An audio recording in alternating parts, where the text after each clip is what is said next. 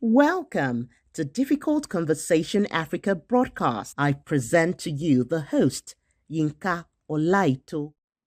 Civil society are important in advancing democracy in Nigeria and around the world. They hold government accountable and they demand accountability from government. Beyond that, they are very critical. They serve as watchdog to whatever is happening within governance and the society. However, civil society themselves are increasingly under scrutiny. Questions arise about their own integrity, about their own transparency, um, with regards to sources of fund, whether they truly represent the community they claim to serve. Beyond that, accountability question of many civil society and NGO is not only about what CSO demand from government and institutions, but also about how they practice accountability within their own structures and operations. Because you don't make a demand of what you are not doing. The, the tension sparked a critical debate how CSO ensure legitimacy, credibility, and trust while maintaining their independence and advocacy power. With this, I'd like to welcome to Difficult Conversation Africa podcast, where we raise issues that many are afraid to discuss. And given that background, then I will now introduce my guest. My guest today is Mr. Gabriel Osoka, a chartered accountant, auditor, tax consultant, advisor, financial advisors who had worked with both profit and non-profit at national and international level. And we're proud to because in some of what we do in our own organization, he had been a good advisor. And we think that it is important because now funding is drain is it's thinning out for some people because of lack of integrity. And interestingly, sometimes CSO or non-profit leader do not actually know what exactly they need to look out for. Sometimes it's ignorance. It was recently that we're sharing, and it was also opening our eyes to a lot of things that we do not know. So sometimes it's not about not wanting to do, it's about ignorance. And therefore, on this note, let me welcome my guest, Mr. Osoka Gabriel. Welcome, sir. And thank you for having me on your studio. Thank you and welcome, and thank you for what you do. Now we want to go into. I'm sure you listened to the background of what we're talking, where CSO non-profit leaders themselves are not transparent. Meanwhile, they are holding government accountable. My first question is, why is accountability such an important issue for CSO, especially the current socio-political situation? Accountability is important because it improves the focus of service delivery for a civil society organization. And it is also important because there is demand for transparency so that to guide against fraud and corruption. So you look at the importance of accountability in the area of the expectation of the public, Even from the citizenry, okay. and even the government himself, because funds were being committed into their hands, and they demand explanation of how the usage of the fund has Such been funds. done, Okay. so that effectiveness can be tested. But sometimes they say that it's not government that give them the money. It's they relate directly with the funders. So you are saying that not even from government, funders also want to see how their money is utilized, right? Exactly. Okay. So that is good that you said that we need to look at we need to pay attention to those who raise the flag for others. How are they doing their thing? The next question I want to actually look at is how should accountability be defined within the context of civil society organization? In your work, what are the advice you give to civil society, non-profit, about how they should define what are the parameters that you will look for when it comes to accountability within CSO? Okay, accountability, as in every concept, we have different definition depending on what we are looking at. Okay. But since it is restricted to the civil society as a whole, so definition of accountability to the civil society as a whole is accepting responsibility. How? They are accepting responsibility to give account to the public that they are being responsible to, and to ensure that the objective, the goal that is tailored to, is being achieved. Okay.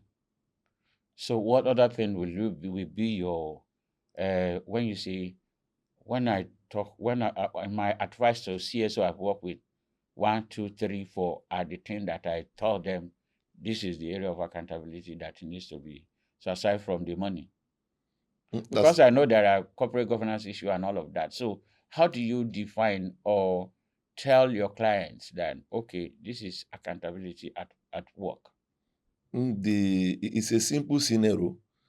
There is an expectation from everybody on what you On the form fund in their hand. on the file. The demand for transparency, the Okay. demand for bookkeeping, Okay. the demand for whether their way of handling transaction is comply to the International standard. standards of Okay. the accounting bodies. And they demand that one way or the other returns to the bodies, to Financial Reporting Council, to the SCUMU, the EFCC, as expected. The demand from CAC, Corporate Affairs Commission, they comply with it, and they fulfill the expectation. So when in you're dealing with your people you've been dealing with, accountability for you will be transparency to all the stakeholders, which you have mentioned. And then the major one is financial transparency and accountability, where their operation must follow accounting standard, where it's not just one person that is signing the check, where there are thorough process of fund adjudication, fund management, and all of that. You also want to see record of what they do as part of what you do. And then when they now make report in their reporting, particularly to the funder, it's very essential that they are open and transparent in all of this area. And I think that these are some of the challenges that many civil society and non-profit leaders fail in, because they take for granted that after all they know their job, but it's obvious that knowing your job sometimes does not include your ability to manage funds very well. So thank you for that. Other thing I want to ask is, when you talk about internal and external accountability, CSOs often demand accountability from government and corporations. How do they ensure they uphold same standard internally? They themselves, they are not as exempted from accountability. That's why I made mention of a body that look into their own affairs, expecting Okay. that they file necessary return as expected. A body like CAC, they expect them that annually there's annual filing with CAC of their financial statements. So they expect them to do a biannual statement of affairs report to Corporate Affairs Commission, as well as EFCC is expecting them that any money that terminates in the account, they should be able to give account, sending monthly report to EFCC. Then the Financial Reporting Council as well expects that for public interest entity, because they fall under public interest entity, they show Okay. that annually they also file returns. So those are the checks that have been put in place to ensure that But they themselves internally, what are the things that you would like to see? What internally. are the things that you've been pointing out to CSO that you've been working with, NPO that we have been working. I know that you've been working with some CSO, multilateral, local and national NGOs. What are the things? What are the checks that you want them to put in place within their internal accountability structure? Internally, there is an expectation from the CSOs that they have to have an accounting system put in place, employing an accountant, having an internal auditor who check on every transaction. But their own accountant can serve as the internal auditor. To some extent, because of check and balances. Why? So why is it important? Why are you recommending that the accountant cannot serve as internal auditor? Because there's the difference between accountant and an internal auditor. But don't also forget that funder don't give you a lot of money to hire a lot of people like that. We are saying that in an ideal situation, they should have an accountant and they should also have an internal auditor. Because accountants is restricted to bookkeeping, ensure that records are kept, ensure that they reconcile. But the internal auditor go to more extent to verify a lot of activity, whether there is no fraud or corruption element in those transactions that the accountant is keeping as his own bookkeeping. So internal auditor reports strictly to the management of the system. Okay. I remember, because I want us to be specific, I want this conversation to be able to help CSO leaders. I remember you were saying part of internal thing that they need to look at is the fact that when they make payments for their renters, you have said that they need to look basically at the terms of their maybe office renters, that they are expected to pull out some funds from the renters to their landlord if it is allowed. Now you have also, which many do not know, and I think I remember you said that if the terms of the lawyer had said that without that means that you cannot take tax. How does that apply to every other vendor they deal with? And why is that necessity? From the point of view, you are talking about the tax element. Yes. And the expectation of their fulfillment of their tax obligation, even though they are like a non-for-profit making organization. The rentage of the space they are making use of, most often, if the owner placed the rentage in charge of a lawyer. Most often, lawyers will, in writing a receipt, and the agreement, they will say it is net of tax. So pushing the burden to the NGO. To ensure that they render. Even the tax authority as well, based on what the NGO does, they expect that from your staff that you have recruited that are rendering one form of service for you or the other, the payee also return must be paid. Then if you have some service provider in one form or the other, and there is a contractual agreement between you and them, whatsoever fund that you are paying them as their fee, it is expected that the withholding tax should be placed and remit to the tax authority. So let's look at other tax element avenue. You have talked about vendors, you have talked about renters, because most people do not know. There are cases where even those vendors already said that we are giving you this price exclusive of tax. What do you do? What do an NGO do in such situation?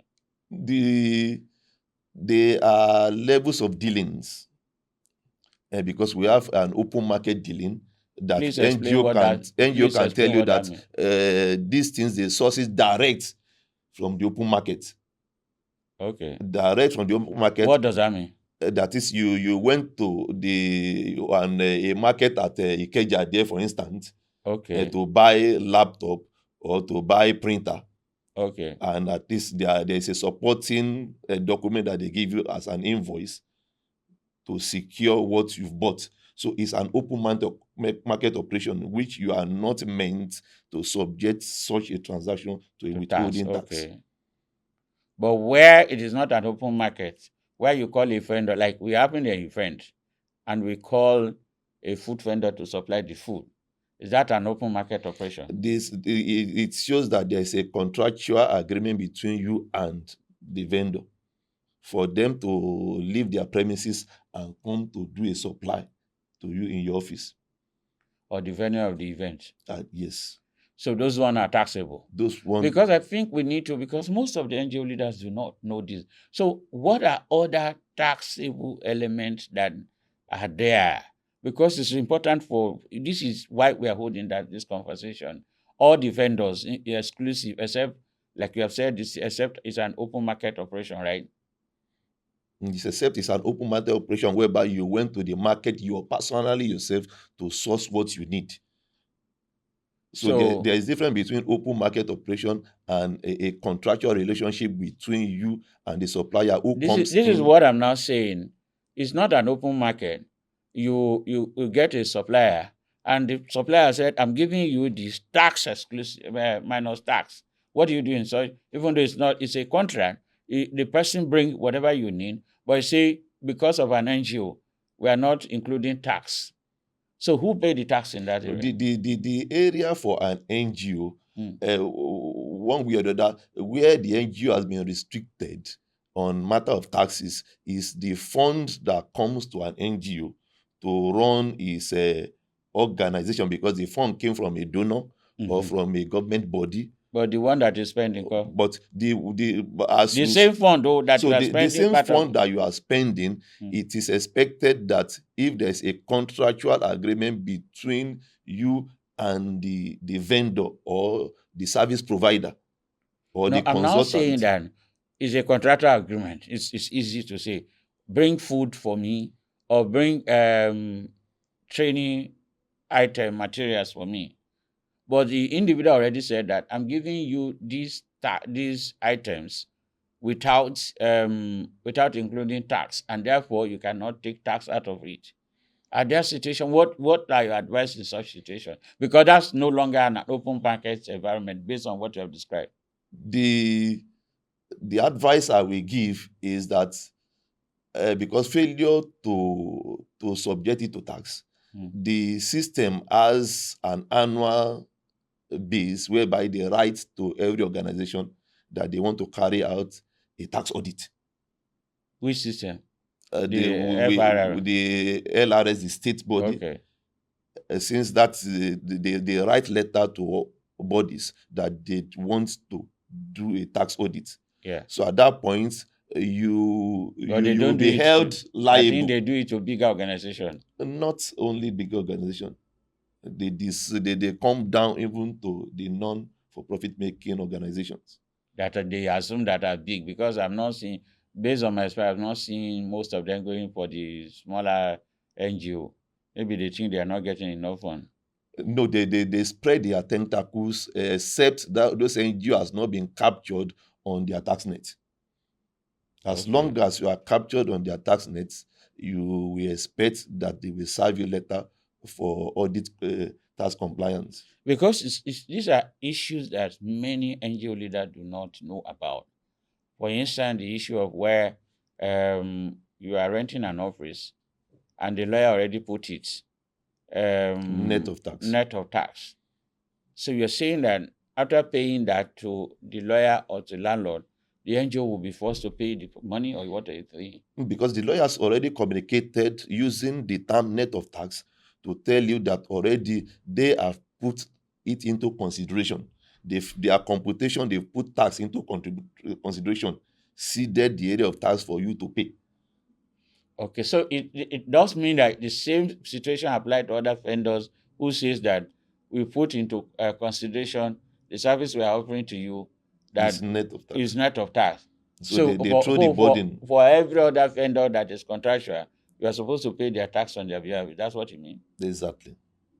That's dangerous because if you see that happens, how do we go from here? Anyway, let's go to the next question. Transparency in funding. How can CSO be more transparent about their funding sources, donor influence, and resource allocation without undermining their advocacy work? We've seen, let me break this down for you. We've seen cases where some NGO um, practically refuse to upload their annual audited account, not because they do not have, maybe to protect the funder. You understand what I mean? Yes, sir. So how can they be more transparent? Because this is really important, and it's part of corporate governance issue for most NGO. But that is why we have a body like the Financial Reporting Council. We have a body like the CAC. We have a body like the EFCC on SCUMU, Special Control Unit for against money laundering, Okay. that are demanding that you register with them and file necessary returns with them. Those are body that government is using to checkmate All those things all like those that. things. Just like in UK, the body that government use in UK, they are charity commissions Okay. that scrutinize, they regulate affairs of the NGOs Okay. in UK. Okay. So what for Nigeria, what is the okay, you are thinking that there are multi-level agency in Nigeria, EFCC and all of them, Abi. Which one is peculiar to Nigeria that you know that this is the one that actually regulates the NGO or something? The one that regulates the NGO strictly is the Financial Reporting Council, Okay. because they place NGO under public interest entity, and they expect Okay. NGO that at each year that they need to file their financial Maybe you should statements. let our listener know what exactly do you define by public interest entity? A public interest entity, they are entity that were expected to account to the public, because it is, for instance, now, like the NGOs Yeah. who source fund from donors. Okay. You are expected to give account to your donor. Yeah, that's true. You expect to give account to your donor.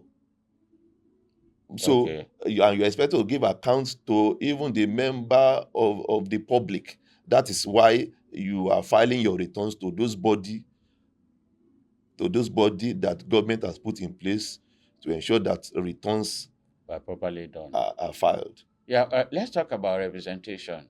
I'm asking this because I want you to have average CSO leader that will be listening.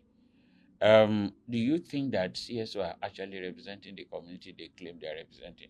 We find cases where CSO, NPO leaders, they make noise, blah, blah, blah, blah, blah, blah, blah, and blah, blah, blah. And then when money comes, you didn't hear them again. We've seen cases like that. To your own understanding as an advisor, financial consultant, auditor, have you seen cases where you feel that some NGO profit leader do not even do what they say or what they claim they want to do? Because we are talking about accountability here. Exactly. The looking at Nigeria as a whole, Okay. we have different bodies who we can classify under civil Society. service organization. Okay. Let's say civil society organization we're So we talking about. have bodies that we can place under them, and there is much expectation from those bodies.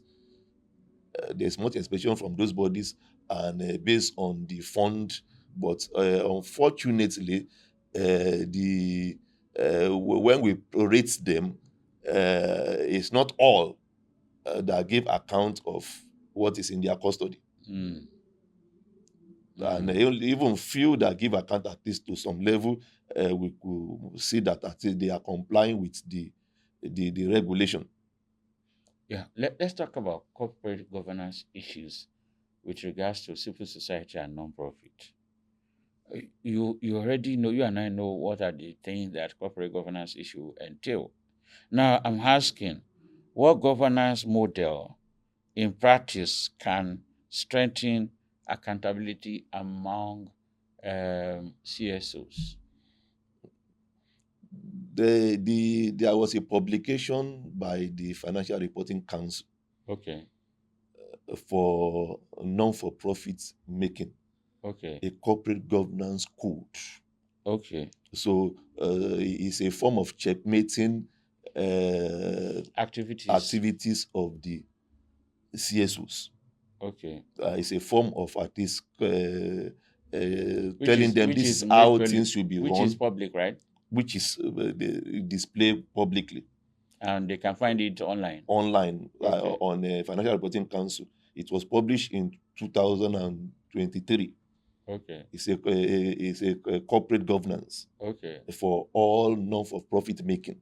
So Okay. and it gives them a picture of the expectation Okay. of what they need to put in place for accountability Okay. and for sustenance. Okay. So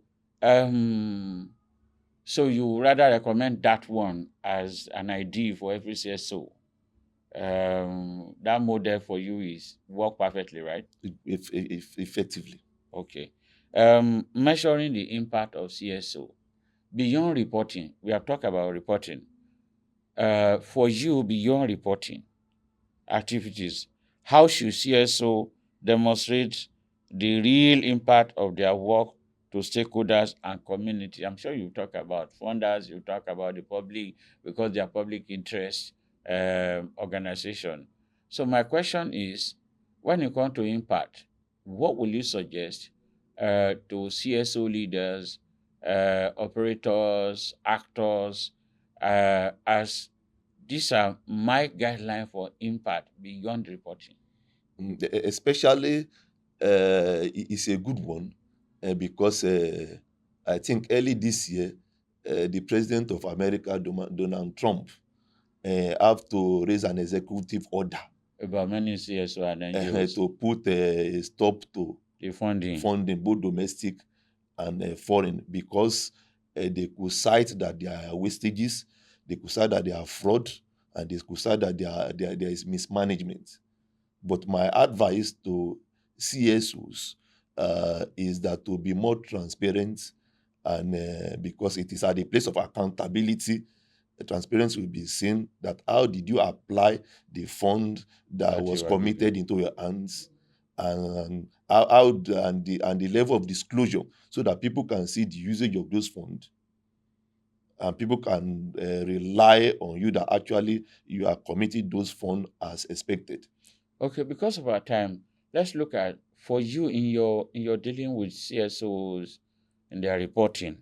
My first question is, what are the challenges that you have noticed with accountability issues when you talk about accountability issues with many CSOs? With many CSOs, the challenge as an external auditor we confront is the our level of bookkeeping is poor. Mm, They are still running a bookkeeping under what we call in accounting incomplete record. mm, The expectation of every external auditor when it comes to audit is that you keep your book accurately to the level whereby you prepare your financials. There should be a management report from your end. There should be a trial balance, so that to ease the work of the external auditor, okay. because external auditor want to come in and to vet all those level of your compliance With accounting standard. with accounting standards, so that at least they can now give their opinion Mm. whether the financials shows true and fair view. But we in the system we have a lot of setback because those things are not in place. Okay. So maybe that's the need for internal auditor to guide them through. Maybe most of them only have accountant without internal auditor. Yeah. Trust and credibility. I think that will be our final question on this. And my question on that is, how can lack of trust, credibility, lack of transparency, how can it affect CSO? And in your own opinion, what has been the undoing of CSO who do not follow transparency accountability rules? Presently, and in most published system, is we have what we call consequence management. Okay, what does that mean? Consequence management is a means that the organization has put in place to ensure that they place penalty, punishment on bodies who fail to comply with the laid down rules. Okay.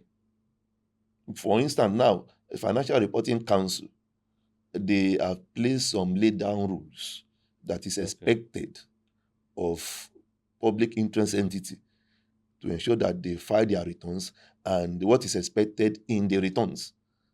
And they put there as well as a means of penalty stages of errors.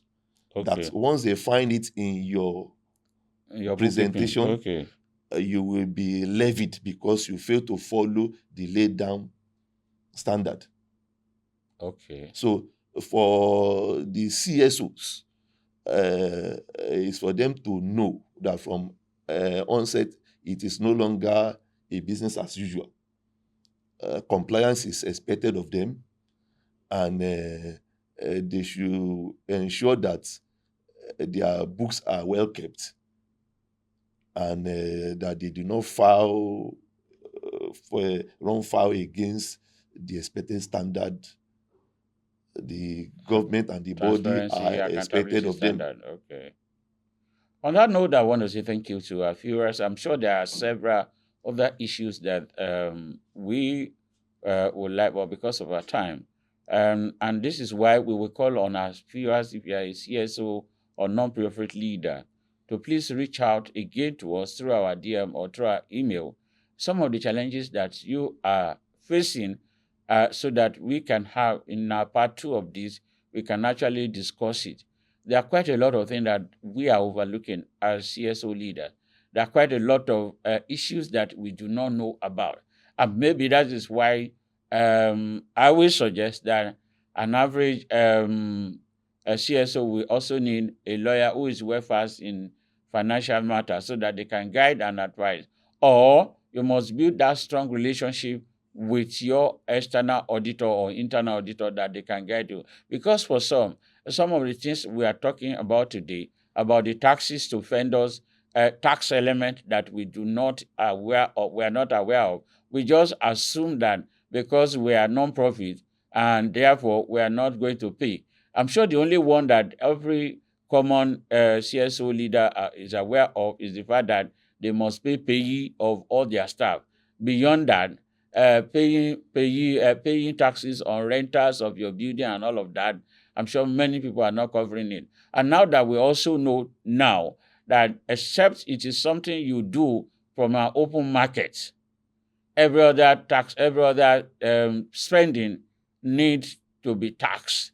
These are some of the issues that we need to know because it has an implication on your credibility as an NGO. And he who must come to judgment must come with a clean hand. On that note, I want to say thank you for listening, and we look forward to your feedback. Please don't forget to subscribe to our YouTube channel, and then please don't forget to subscribe to our newsletter on the podcast channel, which is www.difficultconversationafrica.org. My name is Yinka Olaito. See you in the next edition.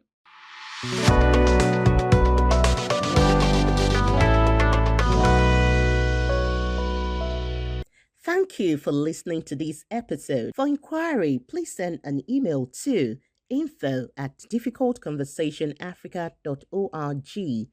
Telephone 0809